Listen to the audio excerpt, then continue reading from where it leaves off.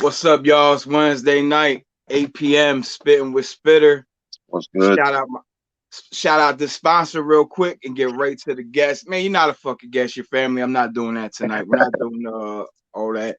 Hey, For all your vaping needs, go to 822 Nazareth Pike, Lehigh Vape.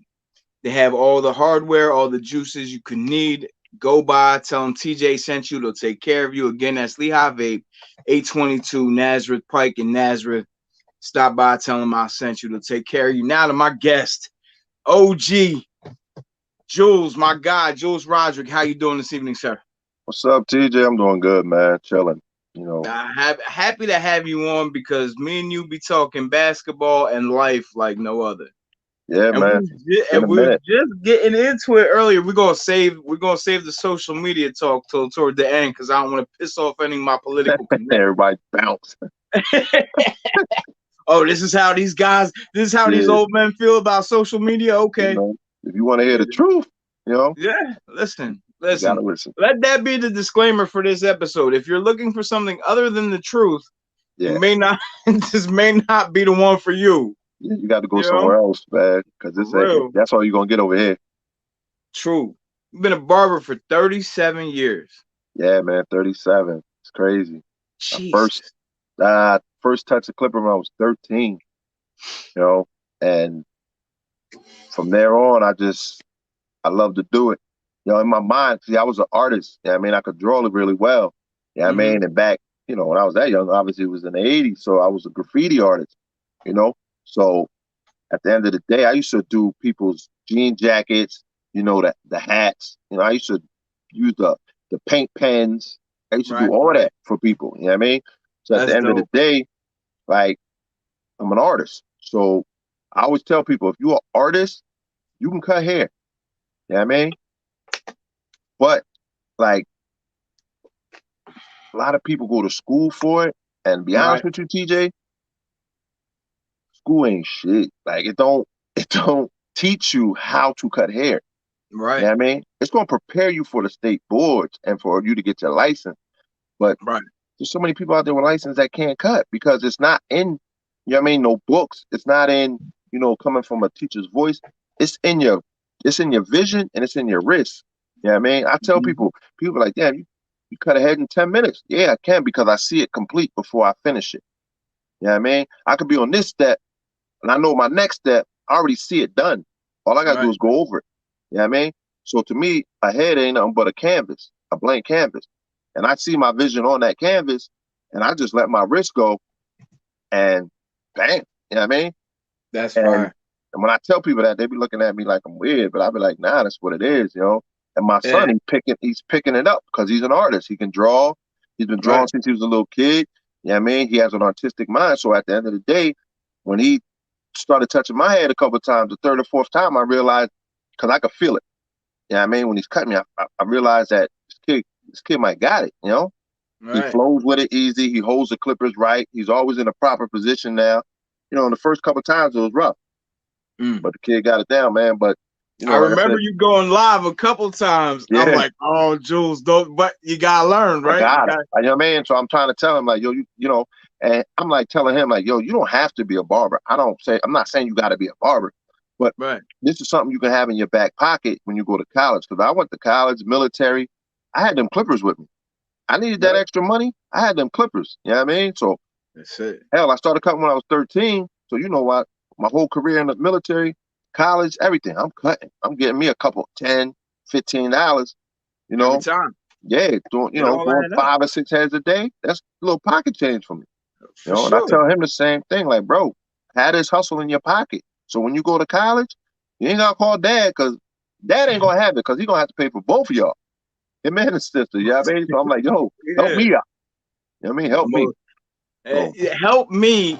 It's a blessing to be able to support our children, but at yeah. the same time, if they can lighten the load, by all means, Oh yeah. by all means. We just had this conversation the other day with them, me and their mom. They 16 and they were like, and we were talking about driving, getting them a Hmm. car, Hmm. and I'm telling them like, listen, my daughter's been working for like 2, 3 months. My son's about to start working. I'm like, Hmm. yo, y'all gonna have to understand that you're gonna have to start chipping in a little bit. You're gonna have to Hmm. start, paying for the little stuff. Right. Like, I'm not buying AirPods no more, whatever them shits is. I'm not buying phone cases. Yeah, I Right. mean, you want clothes online. Yeah, I mean, a shirt. Yeah, I mean, all that. Buy it your damn self. Right. You For know, sure. At the end of the day, I'm gonna give y'all a good 6 months. You gonna pay for your own phone bill too. Yeah, I I got mean, both mom paying for their own phone bills now. yeah, that's on you. Yeah. I'm not Like buying not, no more phones. Nothing. yeah. Like Nothing. mine's 19 and 17. My son's 17, he just got his license. Yeah.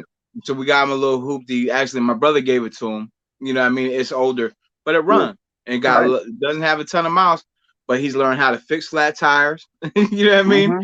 He's learned about changing the oil. He's learned about getting it inspected, how to change the title. You know what I Yep. mean? Like, don't ask me for no pocket money. Don't ask me. And I You know told what I my mean? son that we pull up to the gas station. He's sitting next to me. I was about to jump out of my truck. I was like, hold up. I was like, man, get your ass out and pump this gas. He looked at me like, I'm like, bruh, you gotta do this. I'm not gonna be with you to pump gas in your own car when you by yourself.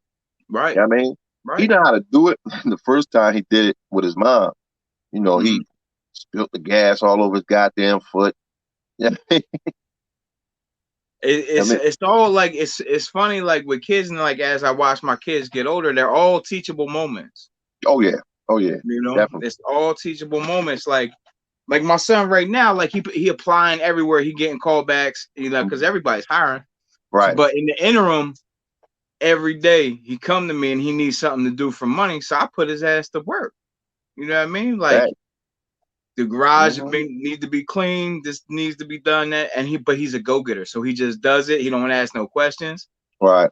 and gets it done. Talk about got that $20 there. Yeah. You You know get what I that mean? work done. Yeah, You know. simple. So I And got a just question real quick, TJ, because people are hitting me up. Like yeah. they ask me like, yo, where's the live? Like how the hell, you know what I mean? So what are they supposed to do? It should be live on your page. It should be automatically. Yeah, the Okay. link should be live on your page. I got 21 people looking right now, and they're all not from my page or YouTube. It should be live on your page. Okay. All right. Well, hey. Cherry Blossom said, "Good afternoon, man." I don't really know who Cherry Blossom is. Maybe that's good evening. Hey, welcome. You know what My I mean? brother Alan said, "What up, family? What up, Alan?" What's Oh good, Al? shit! I'm Alan. I'm so glad you just popped into my head. Major shout out to my mom. Happy birthday, Colleen. Much love to you. I did not forget about you. I should have said it at the beginning of the show. Wait, you said your mom? My adopted mother. Yeah, Okay. yeah, Okay. I'm about to yeah. say you forgot your mother's birthday?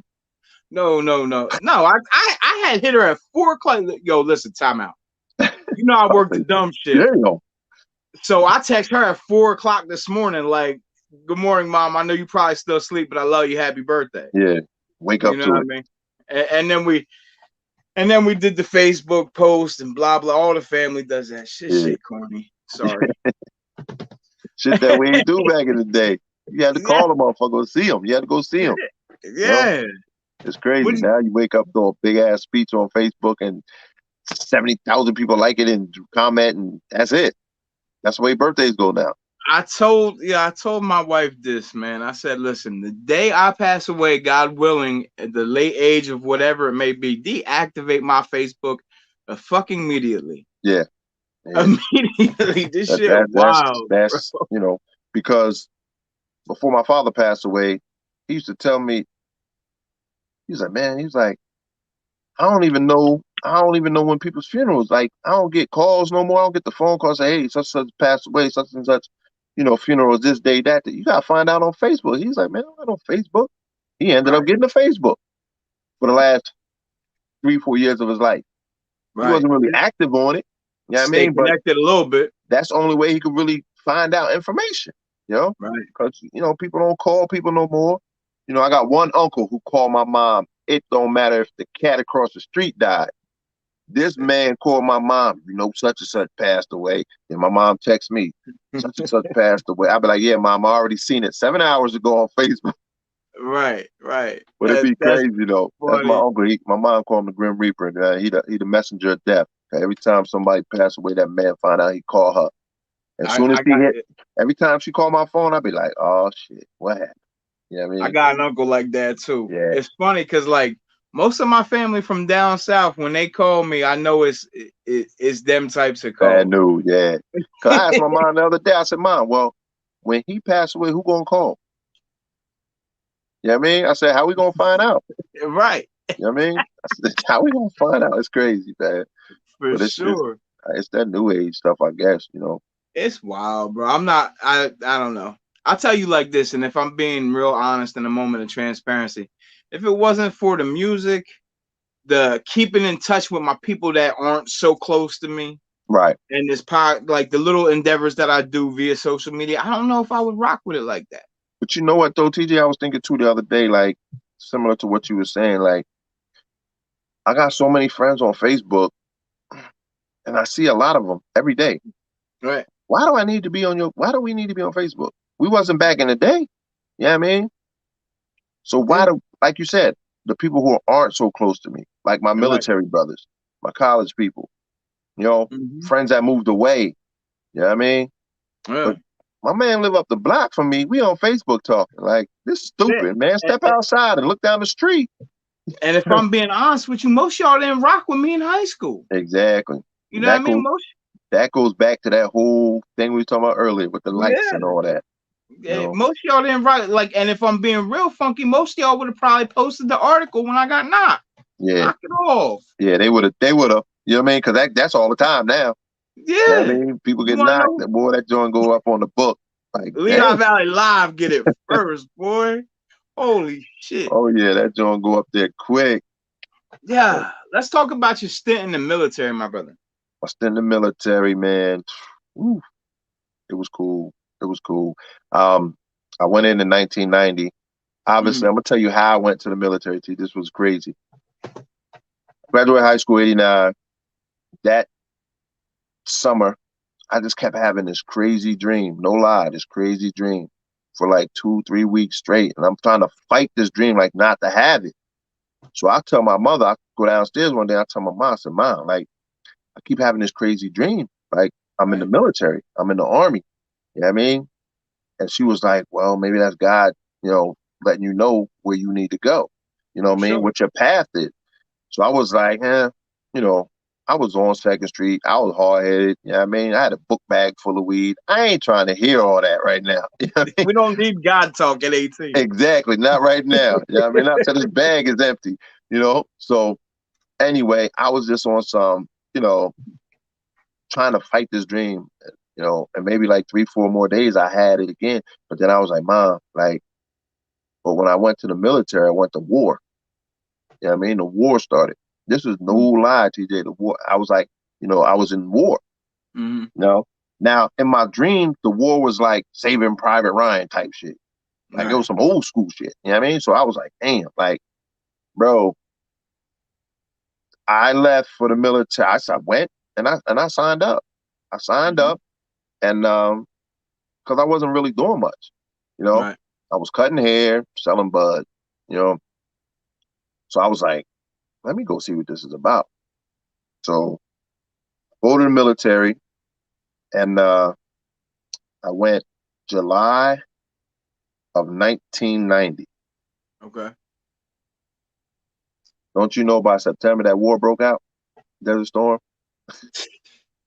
bro. I was so shook. I was a kid. I was 17. You know what I mean? I was Right. 17, and the craziest part is I went to basic training for 3 months. Okay. I came home on a little leave after basic training.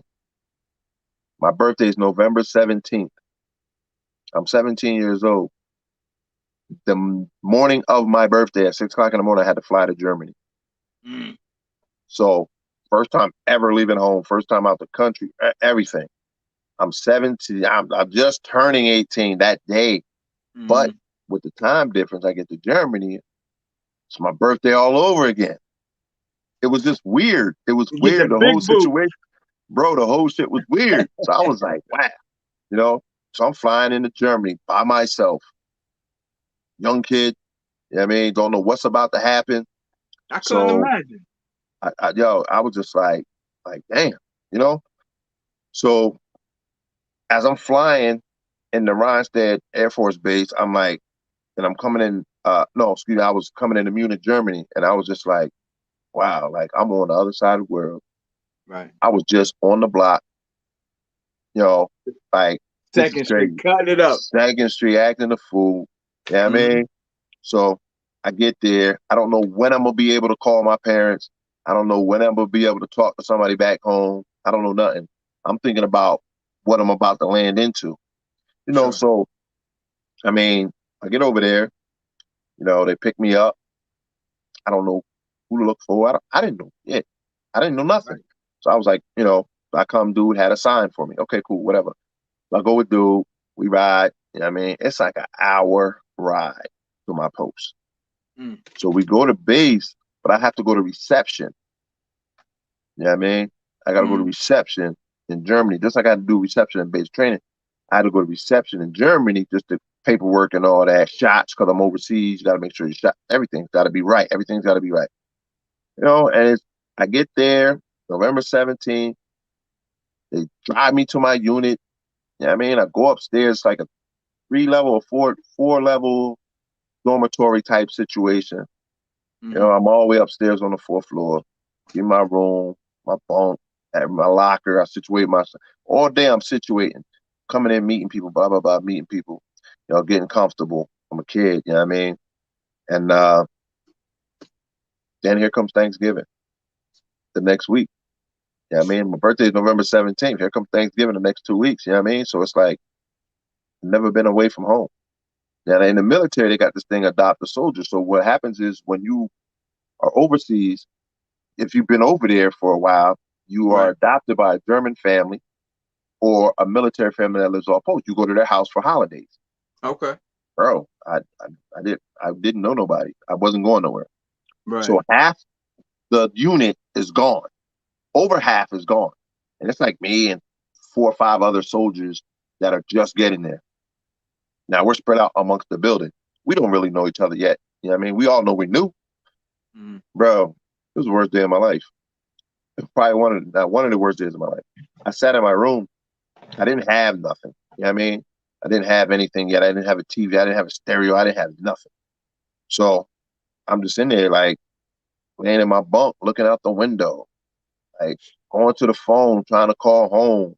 You know what I Right. mean? Like, trying to find out what everybody's doing back over here. It was just crazy, you know? And then here come Christmas. First Christmas miss.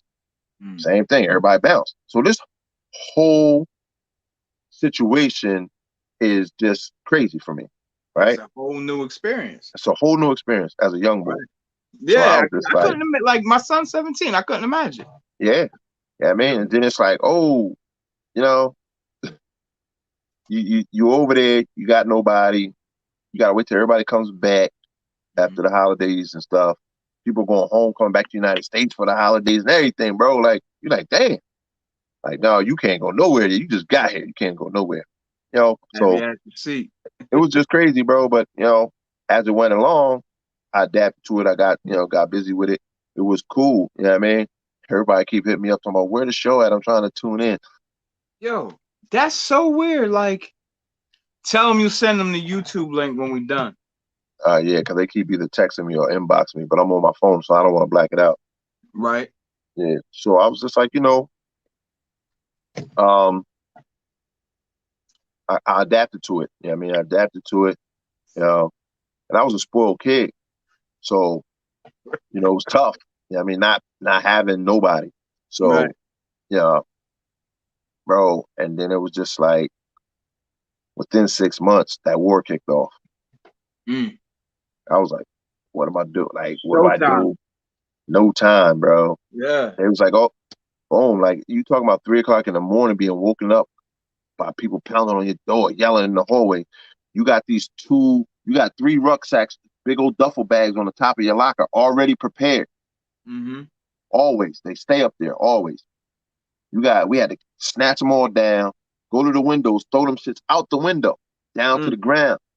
People down there picking them up, loading them on the trucks, load them on the truck. So as this is going on, you like, what's going on? Like, what do we do? What do we, you know what I mean? Because you young, you knew. You know what I mean? And then it was just pretty much from there, it was like instant time to grow up. You know what I mean? Call your parents, call your mom. You got such and such minutes. Make this phone call. Let them know what's going on. Pretty sure they already know what's going on, but you get to talk to them before we roll out of here. Right. You know what I mean? And it's like, man, listen, you ain't that. Listen, that's the first time I cried, like to Yeah. my mom on the phone, like, because I really don't know if I'm ever coming home again. You know? So anyway, we ended up, since I was artillery, we ended up going to the gates, lining up our vehicles, lining up our guns, and which everybody thinks when you see it on TV it's called a tank, but it's actually called a gun. You know what I mean? And your physical gun that you hold is called your weapon. Right. So if you're in the military and you say, yo, let me get my gun, they're gonna look at you like, what you talking about? Like that, Yeah. this is your weapon. The tanks are called guns. The Right. howitzers are called guns. You know what I mean? The only ones that are a tank are the M12. All them, the ones that move and shoot, those are tanks. They're enclosed. Right. But the ones that I was firing, the howitzers, those had to be grounded. Those were the long, big tube. Them shoot 30 miles out. You know what I mean? And put a hole in the earth. You know what I mean? Type Yeah. thing. So, it's just we rode up to the gates. They stopped us. They was like, yo, we'll let y'all know when we need y'all. Bro, you talking about 3 days at the gate, sleeping on that tank, just chilling there for 3 days. You look back and about 200 yards down the road is your barracks, your dorm, but you can't go. You gotta Your stay whole right here. sleeping is Everything was right here. So when right. when they called us, when the colonel called back and was like, "Yo, go back. We don't need y'all," bro. That was the most exciting news you could hear. You know what I mean? Because it's like we get to go sleep in our own bed, we get to take a shower, we get to do all that. So we did that for 6 months, and we were just chilling on post, until until you got called. And then we did get called. Then it's like, boom, you got to roll out. You got to drive this thing through the streets of Germany. Now I was a driver, driving this big gun through the streets of Germany, whipping it like it was fun. You know what I mean? Cobblestone roads, you whipping through it. You know, going to the Air Force base. You know what I mean? Mhm. You go to the Air Force base, load them up, Right. fly up out of that joint, yo. You know, it was cool though. I learned a lot. I grew up a lot. You know, but I did 4 years, and then when I got back to California, I couldn't adapt to California. You know what I mean? Because you talking NWA days. Straight Everybody out running of around with Compton. trench coats and Jerry curls. I'm from the East Coast. We're not doing that. Like, It's it was different. hard. Yeah. It was hard for me. It was hard for me to adapt. And then when my unit was going to close down, Fort Ord, they were shutting it down because they were downsizing after the war was over. So they were Mhm. downsizing. There was budget cutting. So they was like, listen, we're going to ship a lot of y'all to Fort Lewis, Washington, what they called, where I was at was called Fort Ord. They called it Planet Ord Mhm. because we was in Monterey, California, and it would Right. only rain on the post. But outside of that, it wasn't raining. So they called it Planet Ord. You know what I mean? So I was Yeah. like, yo, this is crazy. So when they was like, yo, you going to Fort Lewis, Washington, I was Right. like, I ain't going to Fort Lewis. It rains up there all the time. So they was like, you got two choices. You go to Fort Lewis or you go home. I was Mhm. like, give me my papers. I'm going home. You know what I mean? And that's it. You know what I mean? I came home, Did your 4? did my 4. You know what I mean? Actually, what happens is once you're out, you're automatically registered as called Ready Reserve. So Right. if you did 4 in, you got to do 4 on Ready Reserve. Mhm. They can call you back, but they never had no reason to call me back. And plus, they ain't have my phone number. So if they did call, I don't know. I wasn't trying to give up my real number to y'all. Crazy. You're not calling me. I don't want to be here in the first place. But other than that, man, it was cool. You know what I mean? Like I said, I learned a lot, benefited from it. VA certificate for housing, Mhm. school, you know, and benefits as far as like my medical, my VA medical benefits. So it wasn't too bad for my time Right. that I was in there. You know, my car insurance cheap as hell. That's about it. I Yeah, know man. that's right. Yeah, my You better USS. take Hey, all them hey, hey. damn perks you could get Yeah, yeah. You got to take advantage of it, man. for You got to take sure. advantage of Now, it. I want to talk about what it's like your transition between. All right, you start cutting hair at 13 years old, right? Mhm. And now here you are, 25, all these years later. See what I did with your age there? I'm being respectful. Yeah. We might be here for another hour if we break it down by 5. Right? Yo, what's the game? How's the game changed from then till now as far as barbering? In the You know what I mean? barbering game, like I tell people now to this day, I'm old school. You know what I mean? It's about respecting the craft. Right. And just like a lot of things when I was telling you prior, that a lot of things are pretty much watered down. They do it Mm-hmm. for the gram. You know what I Mm-hmm. mean? It's social media oriented. And it's not a lot of people who really have the respect for the craft. They don't love the craft. You know what I Right. mean? So they don't take it serious. They look at it for the money. But being a barber is more than cutting hair. You feel me? It's pretty much a lifestyle, 24/7. I used to Right. get so mad. I used to tell my mom and dad, I'd be like, yo, like, I can't go nowhere. I'll be in a club, TJ. I'll be in a club. It'd be 1 o'clock in the morning. You know what I mean? People see me like, yo, can I get an appointment? Or people I ain't seen in a long time, yo, you still cutting? I'm like, bro, we in the club. Like, I don't want to talk about this. Yo, I'm coming to see you tomorrow. Da da da. You know, conversation started. And I used to tell people, yo, if that's the way you got to start a conversation, don't talk to me. You know, Right. ask me how I'm doing. What's up with family? Yeah. Nah, it's all about cutting hair. But Right.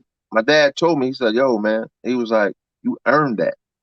You know what I mean? He was like, you earned that. He was like, if they don't come to you about cutting hair, you ain't shit. You know what I mean? I He never was, looked at it like that. yeah, he was like, Yeah. yo, like, you earned that. He was like, Right. that's what you're known for. He was like, and if you wasn't doing a good job at it, people wouldn't even conversate with you about it or wouldn't approach you about it. Don't matter what time of night it is or what time of day it is. You know what I mean? Right. Because people be seeing me to this day. I don't see some of these people I don't see for a couple years. They be like, yo, what's up? You still cutting? Yeah, that's all I do. Oh, give me your number, blah, blah. People I ain't cutting 10 years come back. Guess what? They coming right back to me. You know? Right. So I be telling a lot of young boys like, yo, like it's a respect thing for the game. You know what I For mean? sure. And being a barber, you gotta be a people person. You know what I mean? You gotta be respectful. You gotta be able to hold a conversation because you Most never know who definitely. you got in the shop, in your chair. It's Absolutely. all different lifestyles. You know what I mean? You got young boys, some people, some kids you gotta teach as far as conversation. You gotta give Yeah. them knowledge. You know what I mean? Then you got the older guys that's older than you in your chair where you gotta listen to because you Yeah. still learning. So you Yeah. give them the respect of, listening to them. You know what I mean? Right. They're giving you knowledge. So it's like you got to be able to adapt to whoever's in your environment, in your chair. And the one biggest thing about it, Meryl, is, and it gets me all the time when people do this, you want to be able to have everybody feel comfortable in your establishment. I don't care Right. if it's a man, a woman, white, black, Hispanic. I don't care what nationality it is. You want everybody to feel comfortable For walking sure. through your door, feel comfortable while they're there. And that's why so many people love me as a barber and as a person because I always make sure, no matter what's going down, that this is what it is. I want you to feel comfortable here. I want you to be able to come here. Women, men. A lot of females, they don't want to, single moms, they don't want to come in the barbershop. They feel like a piece of meat. So when I Right. have my barbershop and people be coming through, or my barbers, I'll be like, yo, listen, at the end of the day, let this woman come in, let her Mm-hmm. get her son haircut, none of that funny business, And keep it and let her pushing. go on about her business. You know Right. what I mean? Because we're here to make money and build relationships. Right. Because I always say, a lot of people don't want to cut kids. I'll be like, man, listen, little man gonna be paying my bills. Send them over. I'm gonna be cutting them for the Ex- next 20 years. exactly. I mean, you know how many, TJ, I tell you no lie. I have some families with 3 generations. I believe it. Dads who were kids when I was cutting, who are now fathers and grandfathers. You feel me? Right. So at the end of the day, I'm taking all that. But like I Okay. said, it's all about how you interact with people, where they Right. feel so comfortable they bring in the whole family back over the years, You know what I mean? And that's the best thing about it. Be honest with you, that's what I love the most. Being able to see them generations come through, building Right. relationships, you know what I mean? And it's not always about the money because For believe sure. me, people come short, people don't have it. You know what I mean? I still get Yeah. it done because it's what I do, you know? And but the game has changed as far as like the younger barbers, and I know it's social media built, you know what I mean? Right. Everybody's so and so the barber on social media. Nah, man, you the dude that cut hair. You know what I mean? Right. A barber is somebody who earned that reputation by Right, for sure. being good at his craft, being responsible, being dedicated. You know what I mean? And listen, when I tell you, when I tell a lot of these barbers that cutting hair is 10% skill, 90% bullshit. And an old man, Mr. Clyde, told me that many, many years ago. Yo, shout out to Mr. Clyde. Mr. Respect. Clyde, I mean, that's my guy. I mean, he's still alive and well, you know, and he told me that years ago, and I didn't understand what he meant, Mm-hmm. but what it is you don't have to be the greatest barber with the skills at that time. But Right. if I could talk to you to where you're comfortable enough to sit in my chair, I just BS the hell out of you to sit in my chair and I cut you. Now, if I make a mistake to where you look in the mirror and be like, hey, can you fix this? Can you touch up this? Boom, boom, boom. And I do that. Now, after two or three, times of going back in there and touching something up that the way you want it, now I know what you want. Right. Now it's like, all right, boom, now you got a client. You feel That's me? it. Because no matter what, whether you knew or whatever, a client can feel that in your wrist when you cutting Yeah. their hair, if you know what Right. you're doing or not. And this is what That, I try to that, tell that, people. that's that energy, man. That's that. Exactly. And That's that's why I that. try to tell people, like, the energy that you give off while you cutting, don't be nervous, don't be Right. scared, don't be shaken, because they can feel that. Or don't be stuck in one spot for 10 minutes because they know that. Just flow Right. through it. And if you make a mistake, go back and knock it out. Because believe me, TJ, there's some days where today I might make a mistake, Right. but I know how to fix that joint really quick. I know how to cover something where you don't know it's a mistake. But in my mind, I'm not completely Damn. satisfied. You feel me? Right. Right. And that's all in the vision. So this is Right. why I try to tell people, like, it's the craft, it's a 24-hour lifestyle. You gotta earn it. You know what I mean? Let your work speak for itself. Like, you get a lot of barbers, these young barbers on Facebook and all that, bragging about they cut, da da da da. But I'm looking at these cuts like I see a lot of mistakes in your cuts. You feel me? It's funny. Like, I'm close to you. I know you're a barber. I see all your work. One of my best friends is a barber. He's been cutting my hair, and he's been cutting hair for 20 plus years. Mm-hmm. So I know what to like look for. Right. So, and I'm no type of barber. I just know a good cut and a bad cut. Right. And God, yo, there I see some god awful shit on the gram. Oh yeah. Like, yo, slap your man, bro. That's Yeah. not a good cut, bro. Yeah. I've been Stop telling people hitting me with that's these not your mirror man. tricks. Stop Yeah. hitting me with these mirror tricks. Yep. And I be telling people all the time, like, there's filters for all the stuff. You know what I mean? So at For the end sure. of the day, like, I be like, yo, like, I look at these, I be like, yo, you got a lot of unfinished fades and then you got too much definition in there. You know what I mean? And what gets me the most is when a lot of barbers are shaping somebody up in the front and they're lining them up, they're over top of them and they're lining them up over top. So when I look at you straight ahead, it's like a bow. Your hairline is bowed because I'm looking over the top and it looks straight, but in all reality, it's bowing. So when Back here. when I pull you back, your joint is rounded. Now, what I do is I always got that person eye level with me as I'm shaping them up. First of all, don't ever stare your barber in the fucking eyes when he's shaping. That's creepy as hell. I was just gonna say that's fucking weird. That's creepy as hell, bro. Two things I learned. I never looked the barber in the eye during the shape up, and my hands are always on my lap. They ain't on the fucking rails. We're not doing this. Get your elbows off the goddamn rail and off the handrail, and don't look me in my eyes. If you look me in my eyes, I swear I'm gonna spin you around and just be like, yo, bro, don't look at me. Don't look at me.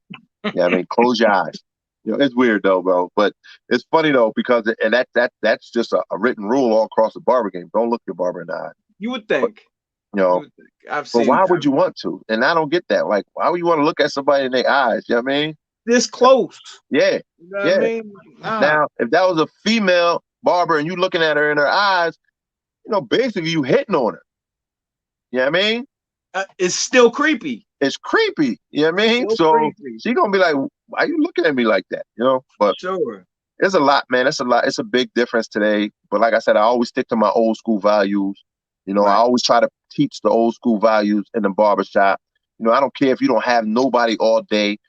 The biggest thing about becoming a barber, a good barber, is, are you reliable?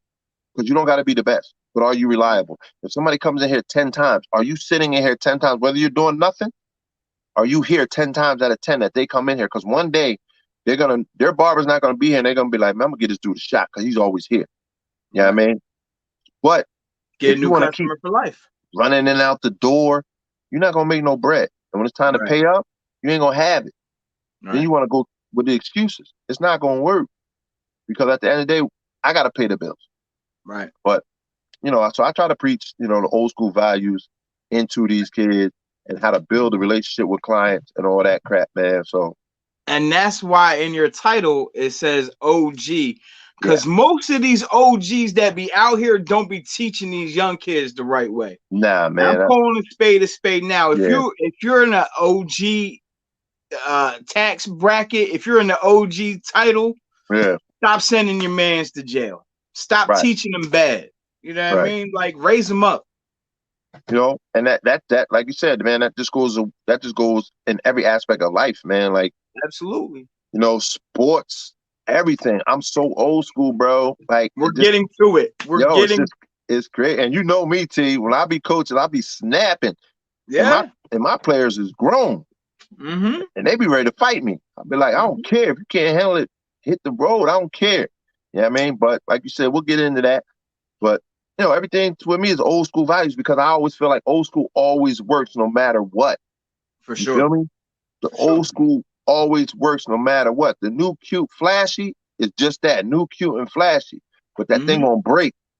You know what I mean? Like I got the same clippers, not the exact same, but I always buy the same ones that I had 30 years ago. Right. I have 3 clippers.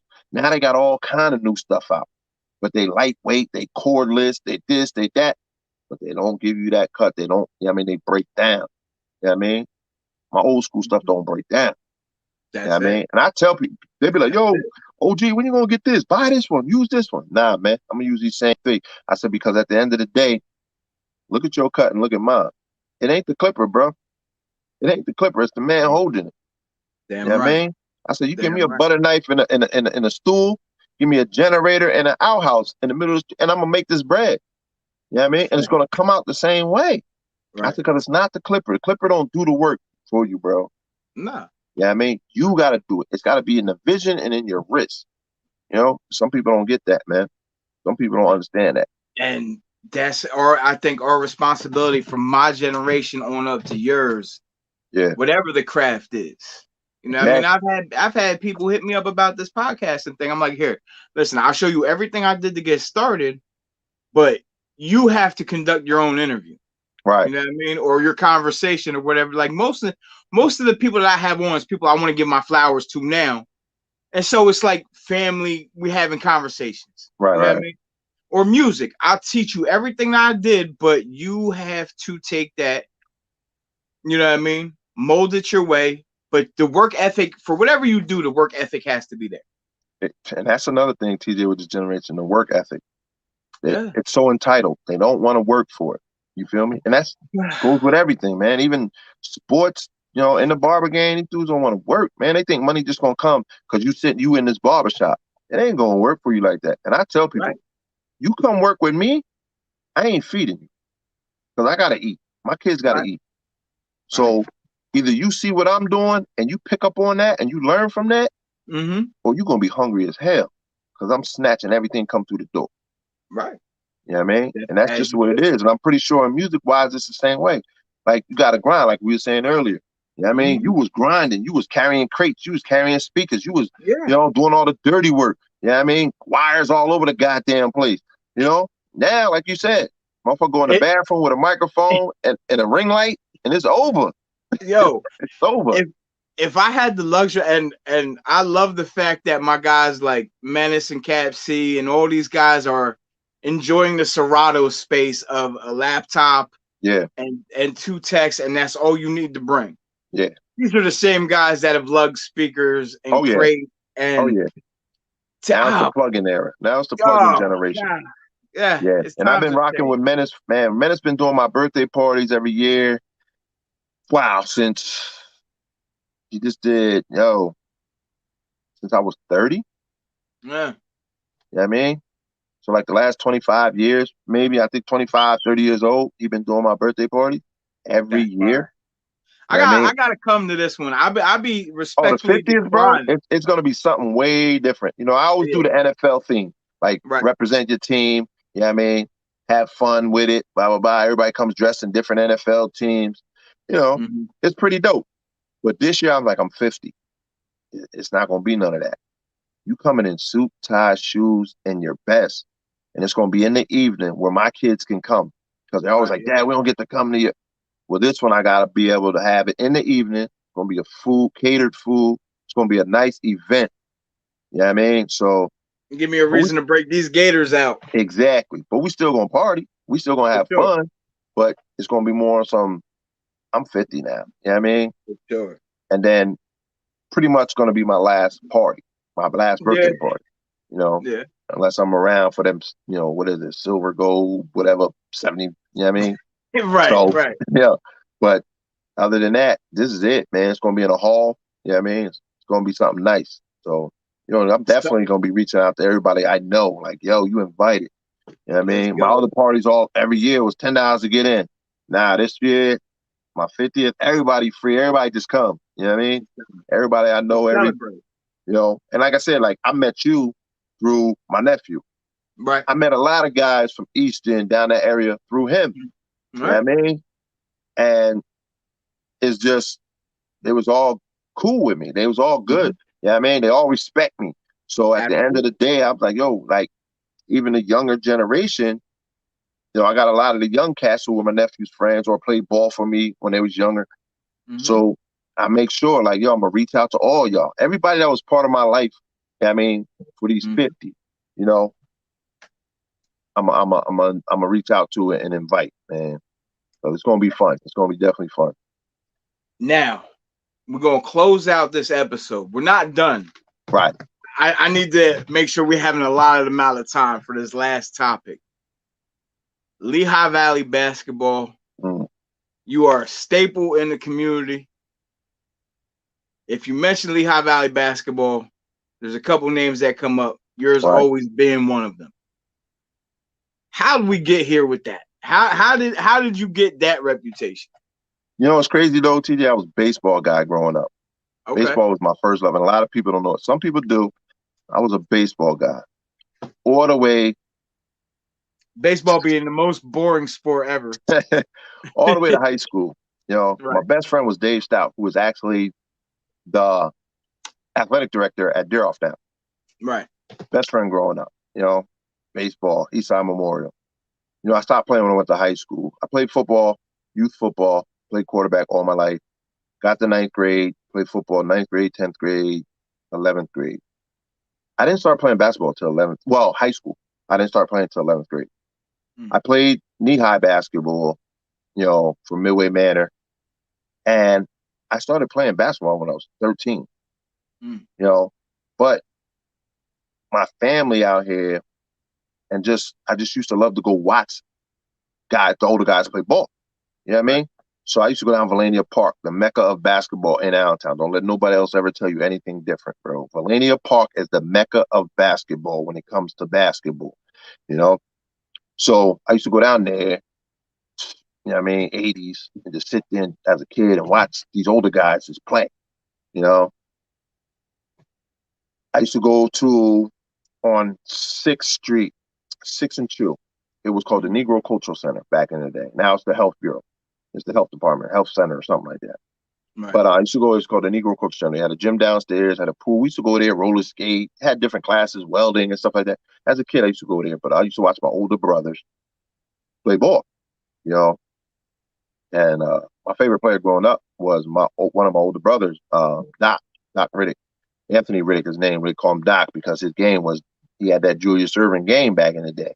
You know what I mean? So that was my favorite player to watch, you know. Right. And then I started noticing other guys as I started getting a little older, you know, older friends of the family. And you know, I just loved this to go. And then that's when New Yorkers used to come down in tournaments and play in Valania against these older guys. And I used to sit there and watch.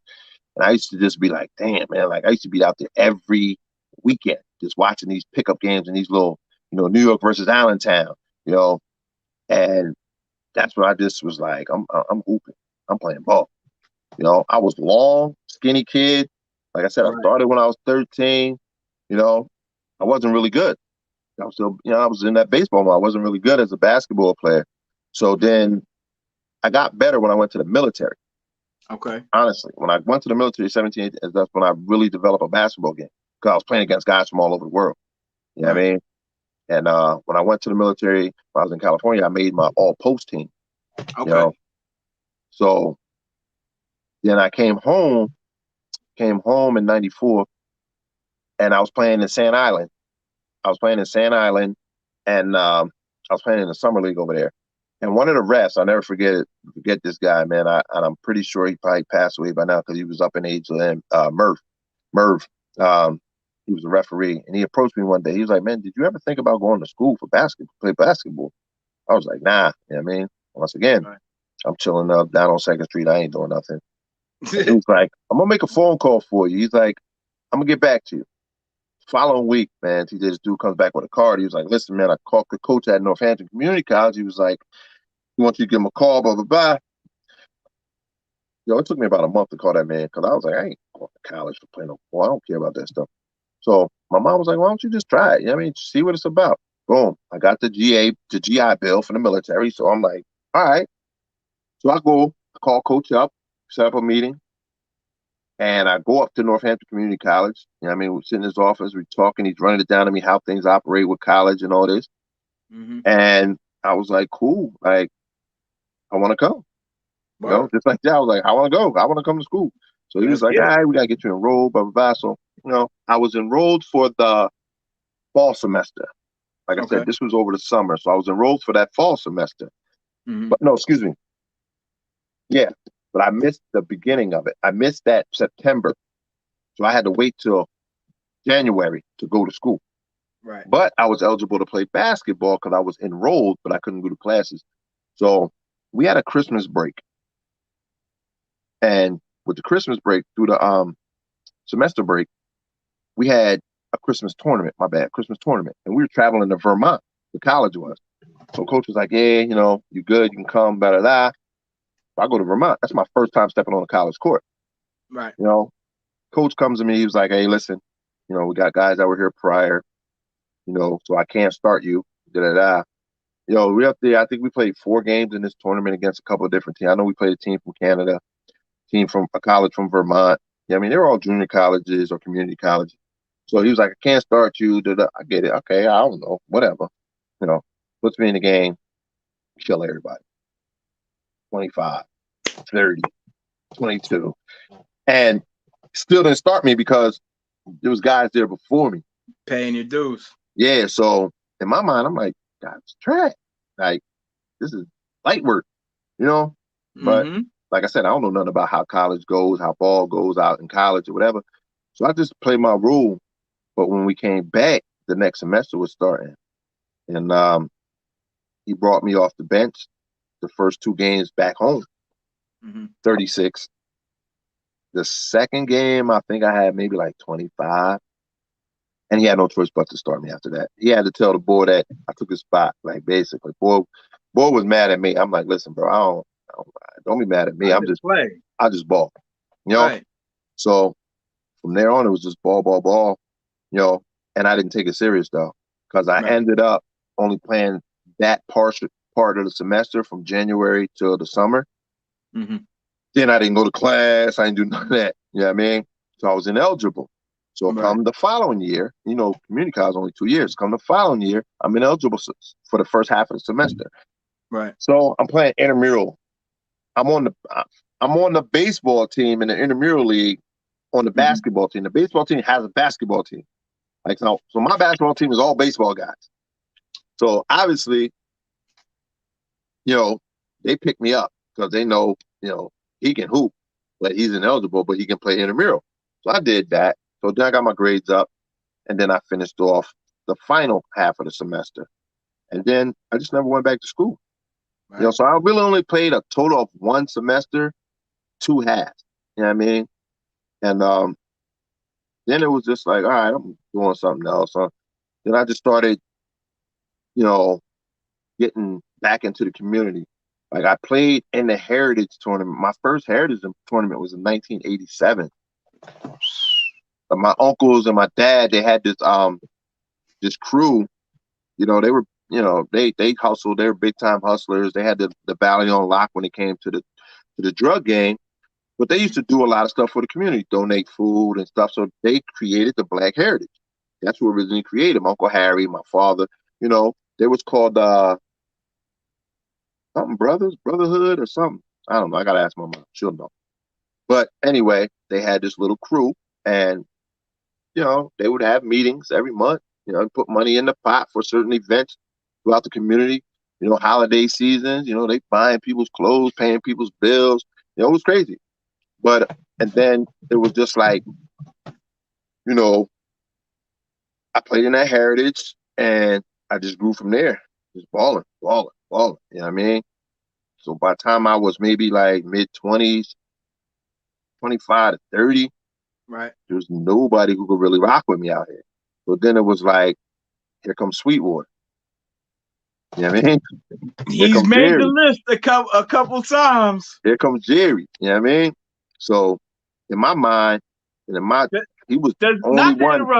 Not to interrupt you, but does he have the baddest mid-range game in the area? Probably, bro. Like the kid's mid-range game is crazy, and his shot form, You can't block you're it. not blocking it. You're not blocking it. It was a situation where I learned late that you really got to get physical with Pete. Pete's not. He didn't want the physicality of the game, But if you didn't, you was getting 30. You was getting 30 early, easy. You know what I mean? So his game was a little different than mine. I was more. He was long. Right. He was really super long. And like I said, he shot over the top, over his head, damn near two hands. So it was like, you're not blocking it. My game was, I was long. I think I jumped harder than him. Right. But he just jumped so much easier because he was lanky. So he just stretched out. So there'll be times where I'm getting higher than him, but there'll be times where he's just, he was just it was like fucking Spider, bro. Like he was like Spider-Man. Like it was just crazy, but like I said, he probably was my toughest competition back then. And shout out to my man, Chuck Rockmore, man. Shout out to Chuck. Yeah, Chuck, I battled Chuck's Team Rockmore. It was a hell of a squad. They had hell of a squads back then. But I never wanted to play for them because I always wanted to play against them. You know what I mean? This is what we're talking about with this era. Exactly. I always wanted to play against them. Like I'm not like Murph, Odette. Shout out to all them dudes. We all cool as hell. Like, you know what I mean? Right. Like, and that's the thing. Like, we cool now. But back then, nah, we wasn't. Right. Like, I was not cool. Beat your ass on this court. I was not cool with nobody. Like, no, I don't fuck with y'all. Right. And that's how I roll. But on the court, it was battles. It was fights. You know what I mean? It was physical, but at the end of the day, it was basketball, That's it. But now we grew up, we older, we got so many stories to tell.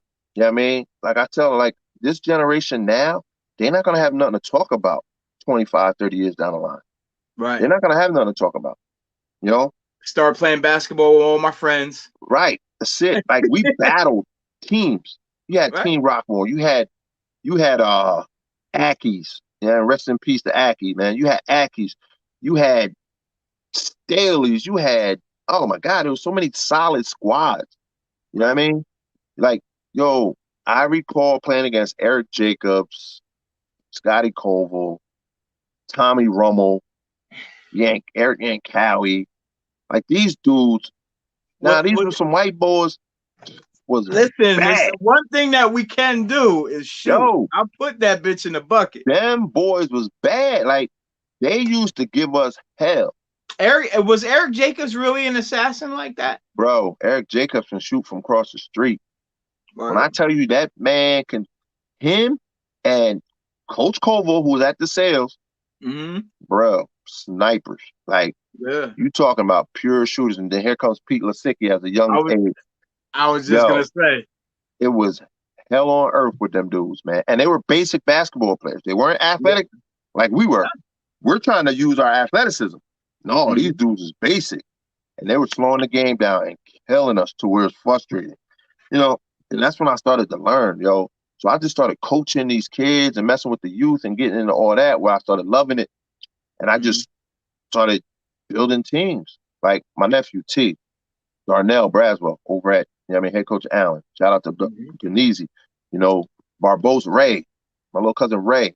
Head coach at executive. These Mm-hmm. dudes was little boys playing for me. 10, 11 years old. I used to walk Ray when I worked at the Boys Club. I used to walk him across the street back home. Type shit. So they played for me. And then they play for me to this day. You Yeah. feel me? So at the end of the day, like, I just been involved in this thing for the longest. I ran the Heritage for 17 years. Shout out to Chuck, man. I remember 1999, we played Team Rockmore in the final. We were Mm-hmm. playing down in Valania. 15 seconds left, man. We were up by one. And they got the ball in bounds, and we trapped Rodney Robinson. Shout out to Rodney, man. We're Channel 69. We trapped Rodney at half court, had him pinned, bro. We was like, yo, clock about to run out. Next you know, he somehow steps through and kicks it down court. And I followed the ball. It was like slow motion. And so Jeff Sadowski just standing there. I still hate Jeff to this day. Standing there and lays it up at the Right. buzzer. And we lost the championship game. I was so sick. And that probably was the worst feeling and a loss I ever had. I ended up getting MVP that tournament. I averaged 26 that tournament. And they were so mad because they're like, how does the person who loses the final get the MVP? It was because of Right. the work I put in that tournament. You know what I Right. mean? But Rockmore, they had a hell of a team for years, man. And me and Chuck, after that, the Black Heritage Committee folded. So we was like, yo, like, we got to do something. We can't just stop balling. We can't just stop. So me and Chuck, Jeff Sadowski, uh, Keith Riddick, there's about five of us. We sat over on Fifth Street at Sadowski's house, and we was like, yo, we got to come up with a plan to keep this tournament going. Okay, cool. We come up with our own name, Wall to Wall. So we had the Wall to Wall tournament. And we started out with about like 6 to 8 teams. That was it, at Valenia. And then it grew after a year or two to where we had to move it to Roosevelt. That's why we needed the double courts. You know what Right. I mean? And that's when it became the Wall to Wall Black Heritage. You know what I mean? And then that's when we just named it the Heritage. You know? So it just grew from there. And me, Chuck, shout out to my man, young John McDonough over at Bethlehem. You know what I mean? 6X, man. They doing a hell of a job over there. His dad, Jonathan. Yeah, I mean, Right. that's my guy, Craig Hodges. Yeah, I mean, Sadowski. Like I said, my man Chuck. We ran that tournament every year. Teams from Baltimore, teams from New York, Reading, Harrisburg. Shout out to Harrisburg, man. Hard to guard. That squad was the bomb. Every year they Yo. battled us. You know, Black Sun out of Jersey. We had the New York squads. We just had 20 to 24 teams every year. And we ran that tournament, man, to the point where people were just looking forward. The community was looking forward to that. You know what I Yes. mean? I So after my about first 17 my years, I first stopped. memory, and not to cut you off, my Go first ahead. memory of Allentown basketball was being invited up to the Heritage The Tournament. Heritage. Yeah, Yeah. man, that was the weekend. It was a 3-day weekend. Oh, that's when you came out there. That's when you came out there in your best. If you was a spectator, you had your best on. You had an outfit on. You had new kicks for that day. You know what I mean? And the crazy thing about it is, if you was on a squad, what we used to call donation teams, where you got beat Saturday morning or Friday night and lost Saturday morning, you was back out of there by noon in a fresh outfit watching the rest of the tournament. Yes. So I've you had seen to it. bring your game. I've seen it. The original Heritage was a 1-game loss and you were done before That's we how went it to should be. Roosevelt. Before we went to Roosevelt and did the double elimination tournament. But Right. before that, for years, up to 99, it was a single elimination, you're out of here. You know what I mean? But so after 17 years of running that, it might have been long. It might have been like 20. You know what I mean? Passed it on to what it is today. We Mm-hmm. still help the younger guys out when they need it. I mean, we're still over there. I'm still coaching. I'll still be trying to play. I'll be trying to get me 5 minutes. Listen, I got 2 jump shots. Let me get them. You feel me? Listen, I think I got some footage clip of you at the Lehigh Valley at the Valley League Yeah. getting some work in. Oh, last year, well, because of COVID, the year before, the last season of the Yeah. Valley, which was the inaugural season, I finished my last game with 30. Yeah, I finished last. And There T were a and Arden couple was of at us in attendance. T and Arden was y'all was on there. I had 30. Yeah, You know what I yeah, mean? And then for I was sure. like, because every time I'm retired, I'm done. I hit that 30. I was like, oh no, I can't go out like this. I'm coming back. And it was just all about getting in shape. You know what I mean? So that's all I do now is just, work out. It's my bike though. That bike, man, that bike. I told you about that before, TJ. That bicycle, man, Yeah. that bike riding, the weight just falls off, and you feel so good. But yeah, man, I I think plan. I'm getting there. I think I'm rapidly making approaches to the bike life. I Yeah, went like I started this journey like 345, 350. yeah, I I'm seen like you. I be seeing you I'm though. 290 now. Yeah, that's So that's we're that's getting there. great. We're That's getting there. great. It was either that or die early or get both my knees replaced. Right. And man, listen, Too young ain't to get the nobody. knee replacement. Yeah, Too young. yeah, And me, all the years of playing ball on the blacktop, my meniscus are gone. They're shot. Like, yeah. that's why I got to keep my weight down so I don't have them pains and them injuries. And Right. that bike life saved me. You know what I mean? I learned a lot Mm-hmm. over the last year, 2 years with that bike. Thank God to COVID, because if it wasn't for COVID, I wouldn't have got into that stuff.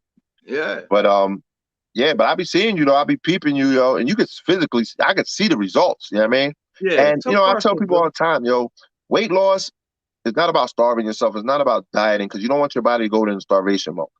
Right. It's 80% diet, 20% exercise. You Mm-hmm. eat clean, you eat right, Mm-hmm. you exercise a little bit, you'll see that weight drop.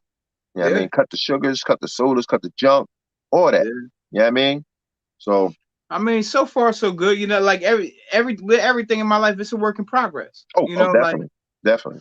Like nobody wants to diet and eat clean every day. Hell Like no.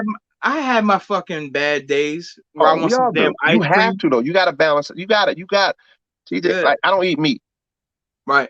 It's been 4 years. I don't eat meat, Right. but I'm gonna eat me a cake. I'm gonna eat me a Snickers. I'm gonna eat me some candy. I'm gonna eat that. For You know what I sure. mean? Yeah. You just can't overdo it.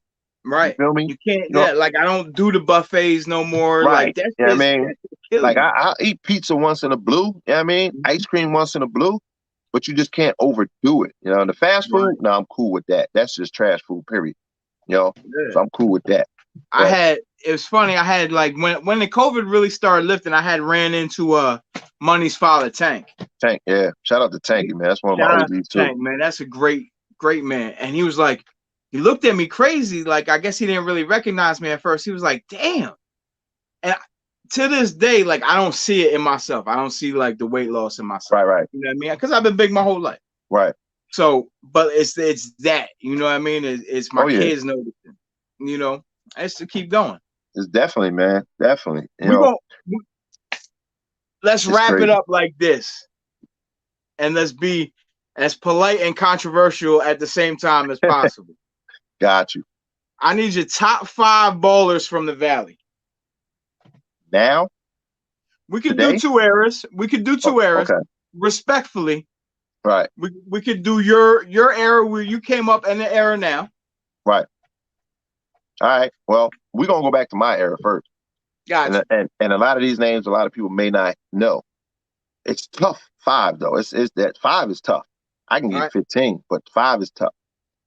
But if you go back, top 5, I'm gonna have to go with, and now no order, just 5. Right. Yeah, I mean, Tree Fuller.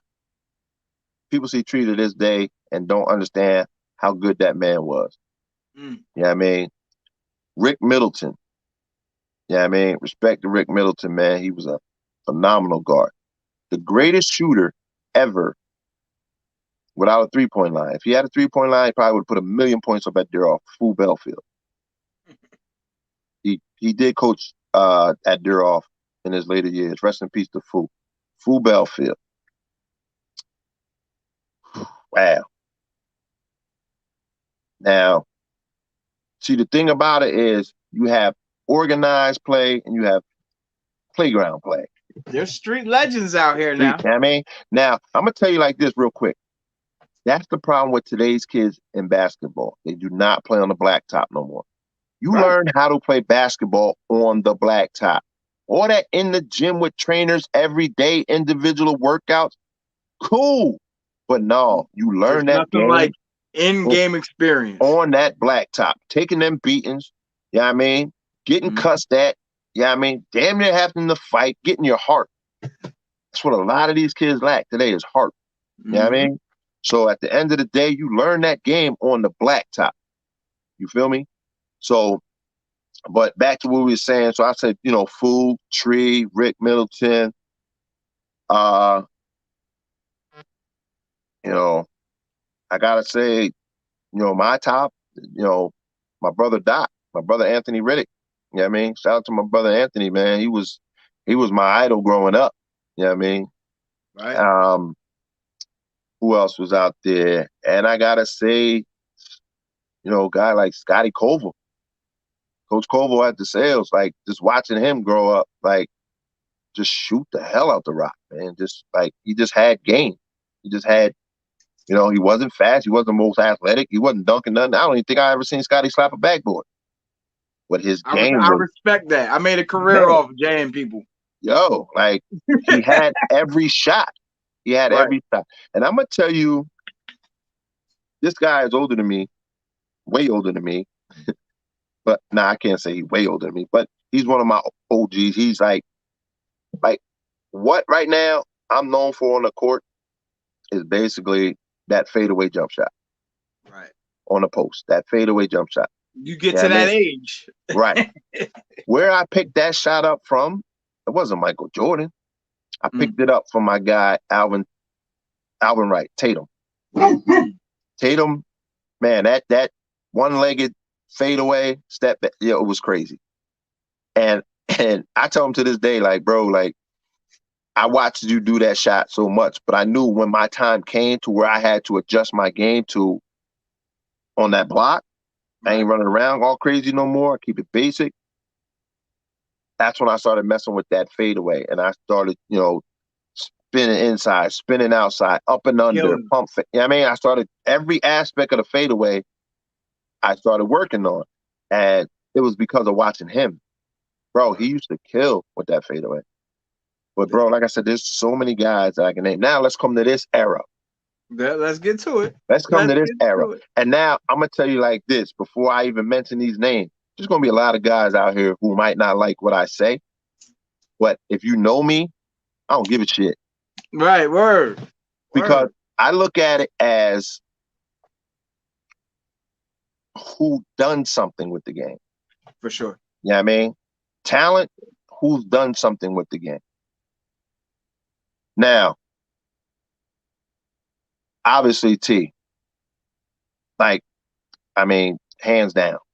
Right. T probably to me, after watching for 70 since the 70s, I was about to say 70 years, since the 70s, 80s, watching a lot of these guys ball, traveling, going to watch a lot of these guys in the Valley play ball.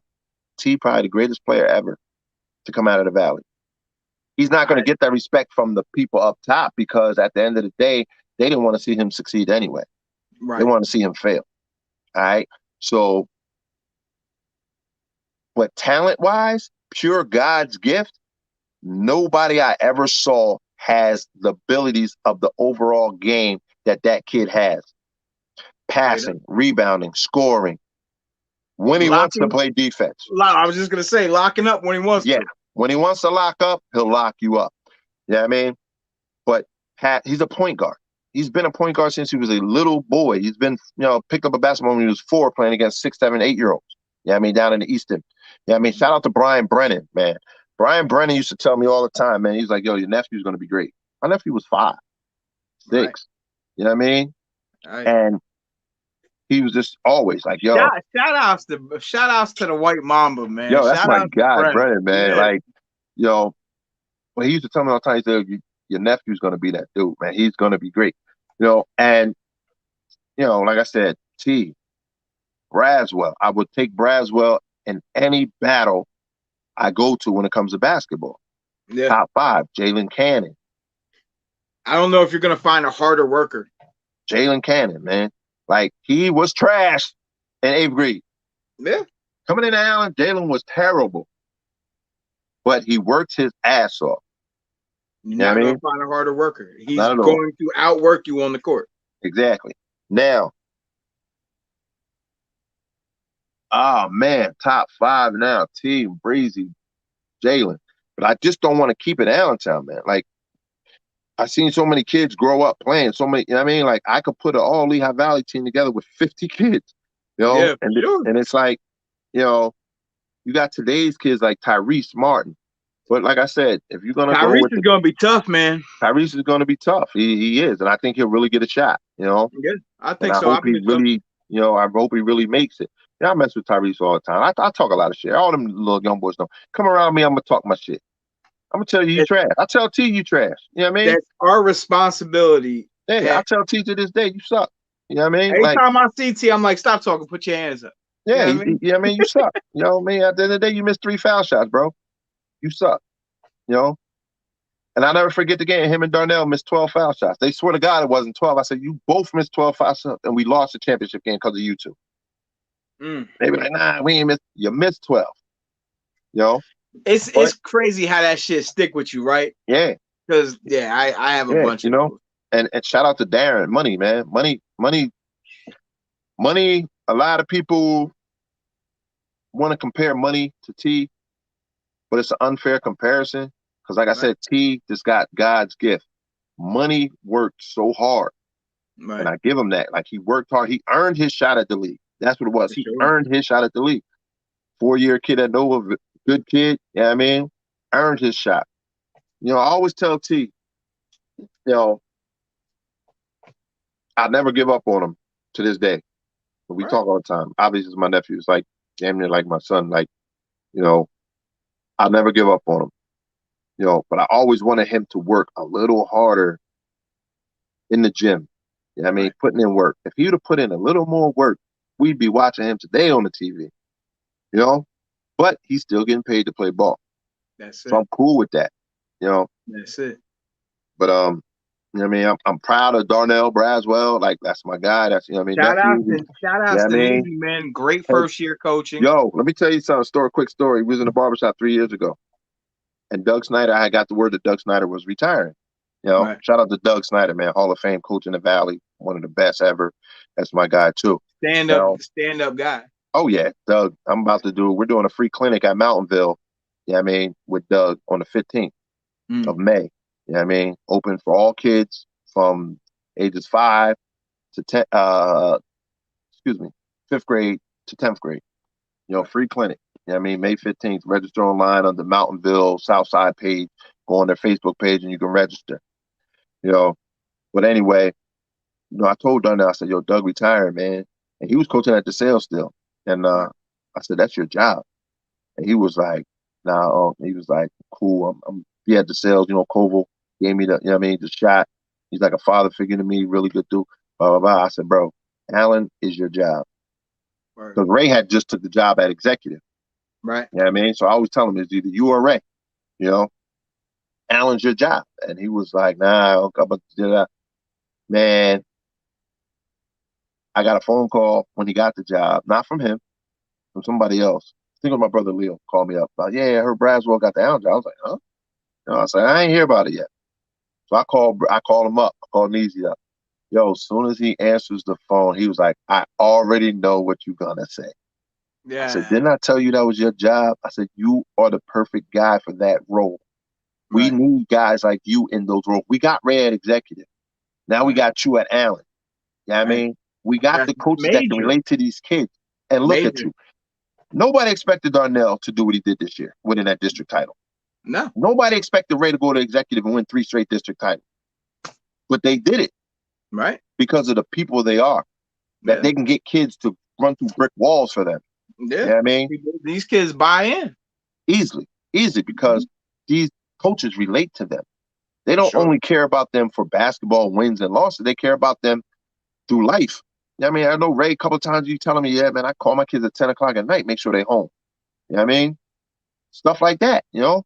Yeah. So, you know, and real quick, big shout out to one of my favorite all-time players, man. He probably, like I said, TJ, there's so many guys, man, but Ant Ross, man. Like, oh, yeah, for sure. Ant Ross, you know, coaching up at, what is that, Central Connecticut?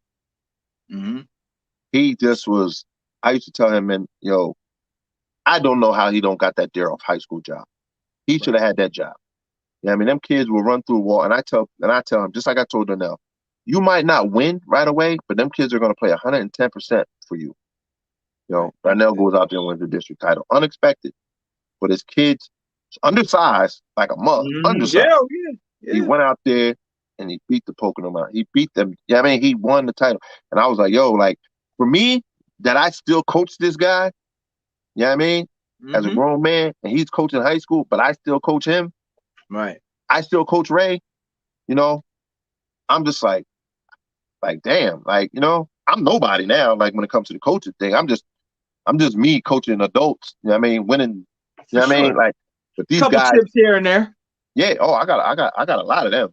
See, I don't even talk about the chips that I got. Like summer leagues, like crazy chips. You know what I mean? Heritage, I probably been to the chip about 7 times, but only got 3. I think I only got 3. But as a player, I've been to the chip. Player, coach, player, probably like 4. Coach, probably like another 4 or 5. Been to the chip. Now, when I was running my summer league down in Valania, I won a chip 10 years in a row. And it wasn't because it was my league. It was because of the talent that I had on the team. I had T. Darnell. Yeah, I mean, I had them all. You know? I'll tell you what, T brought plenty of chips to Forks Township. Kawan. Remember Kawan? Played for me. God damn. Kawan played for me. When I had the 12U team, Showtime team, it was Darnell, Kawan, Karan, T, Barry Joyner. I even had my little cousin Ebony, Ray's little sister, Ebony Barbosa, when she played, had Ebony on my team. Yeah, I mean, I had, and a lot of these guys still play for me.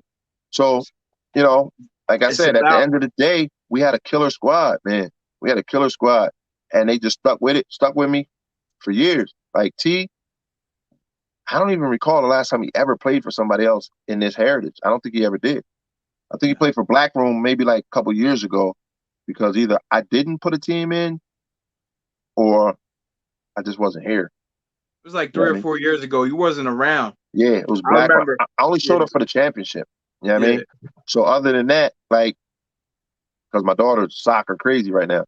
But yeah, bro. So, you know, I just built, you know, through basketball and running tournaments and leagues, and you know, that's how I got to where I'm at now when it comes to the community. Now I'm basketball operation director at Mountainville Youth Center, trying to build that program back up. You know what I mean? So anybody that got some kids that want to hoop for the summer league, that is official that we're having summer leagues again for kids. You know, we got signups at Mountainville. All you got to do is get on the Facebook page, get up on my page, inbox me. I get you the information. You want to sign your kid up. Like I said, that is from 5th grade to 10th grade. You know, and it's just, I'm going back to the youth. I'm keeping my adult team because the Rump Classic, I went to the Rump. A lot of people don't know about the Rump. No, I'm coming with you this summer. Yeah, man. The Rump is down in LaSalle. You see some of the best. You see pros. Jason Tatum played last year. We played against Bobby Portis. You know what I mean? Like, we played against some great talent down there, and we held our own. They knew who we was when we left there. Darnell made 3rd team. T made 2nd team. I don't know how. I think if we'd won one more game, he would have made 1st team. But we had, I think, 3 guys to make all tournament team, and I only had 7 guys. Yeah, none of my bigs showed, and I had to battle Bobby Portis down there. You know what I mean? Shout out to Devin, man. Devin from Jersey. Devin battled Bobby Portis, man. And Devin's only 6'8", 6'7". You know what I mean? Quick hands, though. That's what got him. Quick hand. You know, Bobby Portis was trying to body him. He was keeping him off him, using them quick hands. But like I said, man, that Rump Classic, and I take a bomb squad. I take the Valley squad. I'm hand picking. And that's what a lot of people don't like. Like, yo, why you ain't take me?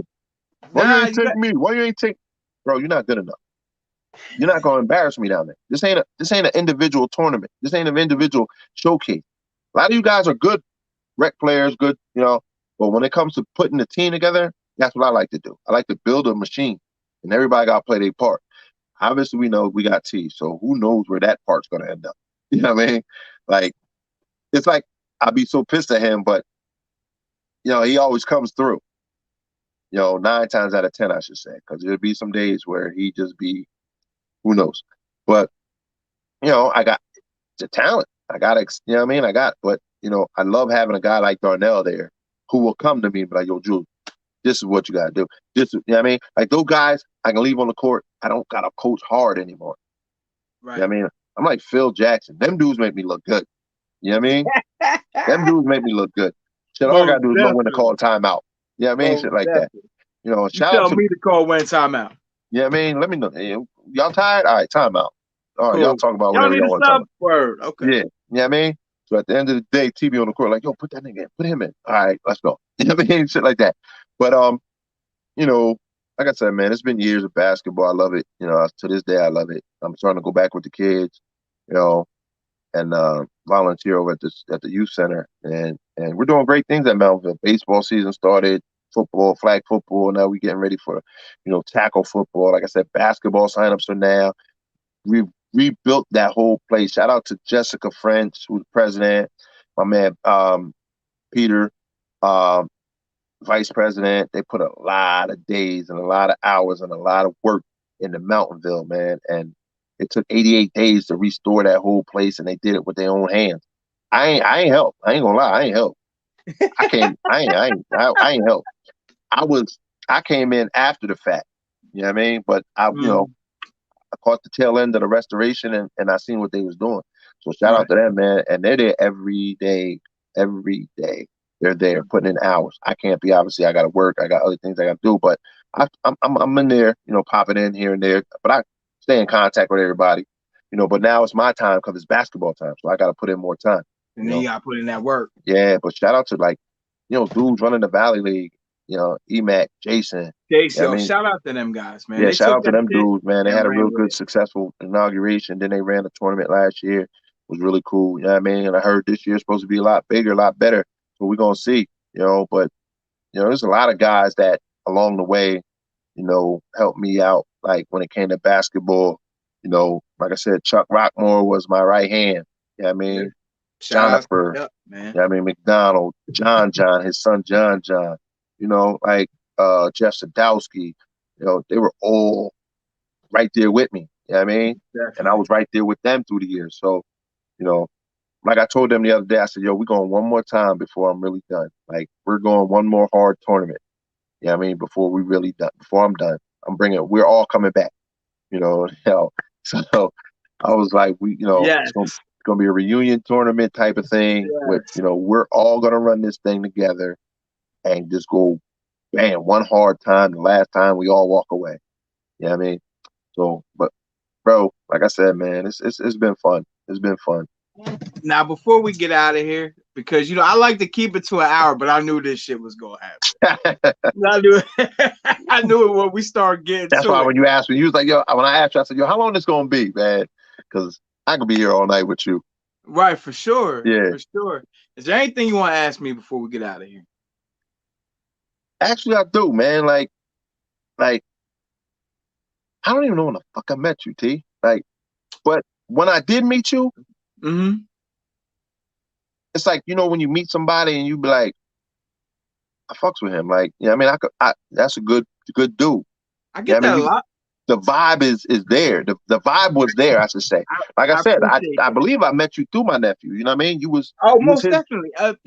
You was his man. So, 15 years ago, maybe?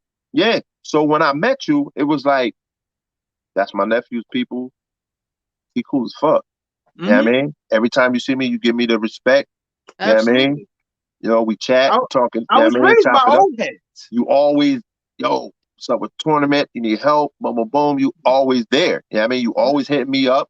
You know what I mean? You always ready to be there if I need you. So it's like, everybody using that term nephew loosely. You know what I mean? But I feel like, Nano. You know what I mean? ABE. Shout out to Nan, man. Like ABE. He boom. You know what I mean? So, like all these guys that I feel like I met through my nephew, all you guys, a lot of you guys are genuine to him. And it's not just because of basketball, because there are a lot of people out there because of basketball. And I tell Tim, T know how I rock. I don't give a fuck less. The ball can stop dribbling tomorrow. Right. And I'm a rock with you regardless. I fuck with him and I fuck with y'all because y'all fuck with him in that way. It's not Right. just all about basketball, because he had a lot of dudes who once, he didn't make the NBA or whatever the case may be, they stop fucking with him or they look at him differently. One thing you could Right. do, you could talk shit about him, but if you got to get on that court with him, It's gonna be a long day. it's going to be a long day. He's going to bust your ass. So that's why I tell people, like, And quiet as kept is like I met T through through okay, Chad. it's my guy. So Cheers. yeah, me and Chaz people, and now I wasn't even really in the basketball scene like that because I'm running from Jersey doing my 1-2, Okay. and more of an unsavory lifestyle back in the Yeah. day. And Chaz said, I think I got a ringer for us tonight when we was doing the summer league thing. Him Yeah. and Skirb. Okay. And he brought T on the court. I never seen T play from a can of paint. I remember Chad back when he played at Notre Dame. I remember watching him in the championship game against Salisbury, man. I was like, yo, this boy can hoop. I never knew him and T would end up being best friends. Never saw that coming. And then one day he was like, yo, my man, can we put him on the team? I'm like, ooh. And here come Chiz. I'm looking at this little scrawny ass white boy. You know what I mean? I'm like, man, but you that talking will about clamp game? you the fuck up, bruh, and rock out. Yo, you talking about game? And a lot of people used to be mad at me, be like, yo, he got Chiz on the court. Yeah, I'll be like, yo, that's my guy. Like, Chiz, with T comes Chiz. That's just what it is. Absolutely. And it's been like that That's for a years. package deal, man. And everybody knows with T comes Chiz. It don't matter what the situation is. And it was hard in the beginning for me to have to, accept that as far as like being able to put Chiz, because there was like guys that I wanted to put out there before him. But they just worked together so well, over the years. And then Chiz started developing with the other guys, Darnell and Ray, and the bigger guys. They all started learning how to play with each other. So, like I said, was man, to fun. this day, the inaugural year of the Valley, it was fun watching him work with T and Donovan Jack and the bigger guys. Yeah. Oh yeah. Jack's coming back for me this year too, man. We going back at it. So at the end of the day, I don't know, man. I guess I always said, man, like I'm gonna drop dead on the court, or when I die, just throw the ball in the casket with me. I'm taking one with me, Yeah. Now you could. There's a couple things that you could bury me with, and the basketball is one of them.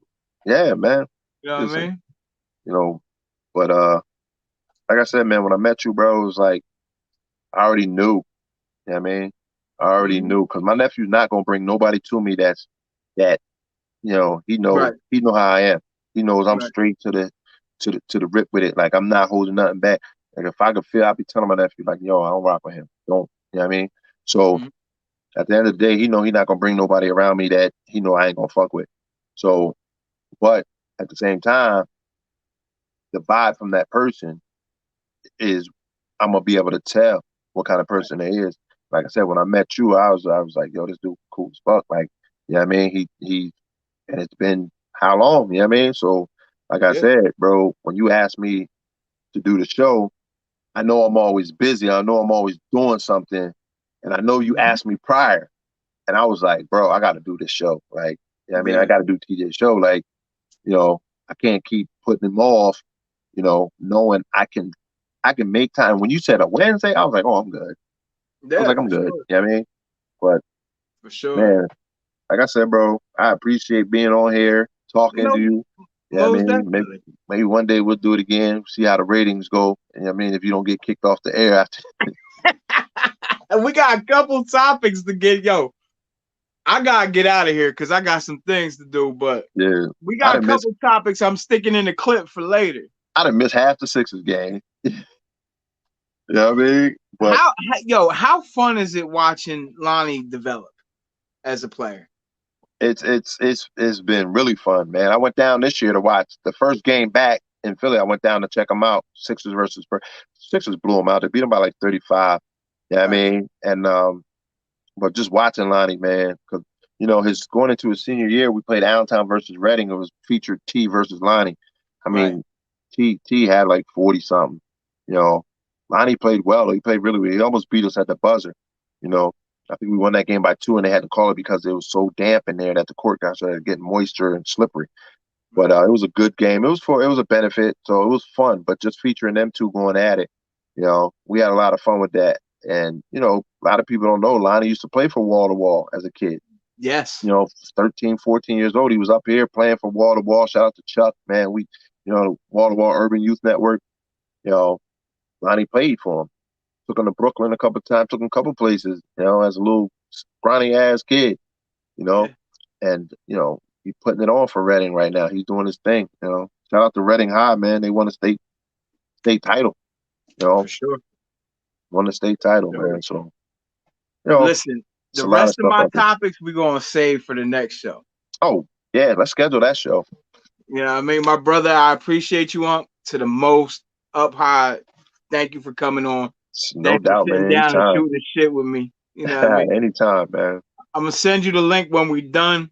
We are out of here. Spittin with Spitter. Before you close this out, though, I'm gonna hit the end button, but then I gotta ask you one question off the air. Okay.